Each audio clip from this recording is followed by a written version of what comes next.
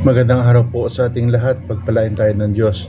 Sa ating pong mabuting balita para sa araw na ito, galing pa rin kay San Mateo, ay sinasabi sa atin ng Panginoon ang mga bagay na dapat nating alalahanin sa tuwing tayo ay nahihirapang magpatawad. Sino po bang hindi nakaranas sa atin ng mahirap magpatawad, no? Lahat tayo, no, nahihirapan magpatawad, no? At iba't ibang dahilan, no? Sapagkat kung minsan andyan naman talaga yung objektibong dahilan kung bakit tila napakahirap magpatawad. Ngunit alam din natin na may mga kwento tayong napakinggan ng mga tao na nagpatawad, no, sa mga marahil talagang kung tutuusin kung iba ang magsasabi, bakit ba pinatawad pa, no? Ito po ay nagugat sa tinatawag nating panalangin itinuro sa atin ng Panginoon, ng Ama namin. Patawarin mo po kami sa aming mga sala, gaya ng pagpapatawad namin sa nagkakasala sa amin. Ito po yung dalawang mukha ng pagpapatawad.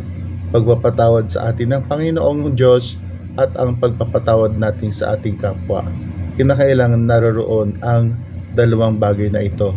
Hindi lamang tayong humihiling sa ating Panginoon Diyos ng pagpapatawad, kundi ang ating kapwa rin ay humihiling ng ating pagpapatawad, no? Bakit ba tayo magpapatawad? Sapagkat tayo ay pinatatawad ng Diyos, no?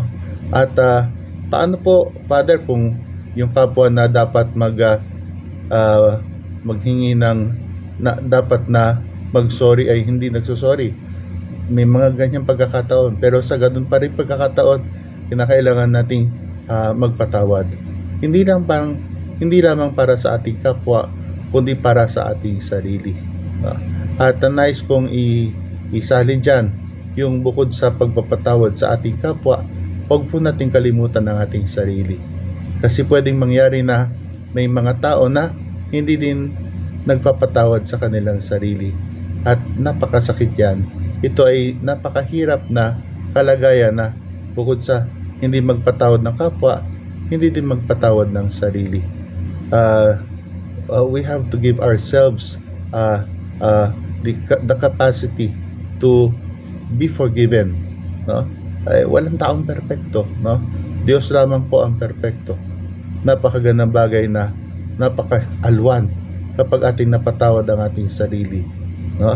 Sabi nga po ni Papa Leo, no, nang siya ay magpunta sa bansang Espanya, ay yung nakaraan ng isang tao ay hindi dahilan upang yun ang magmarka sa pagkakakilanlan sa kanya.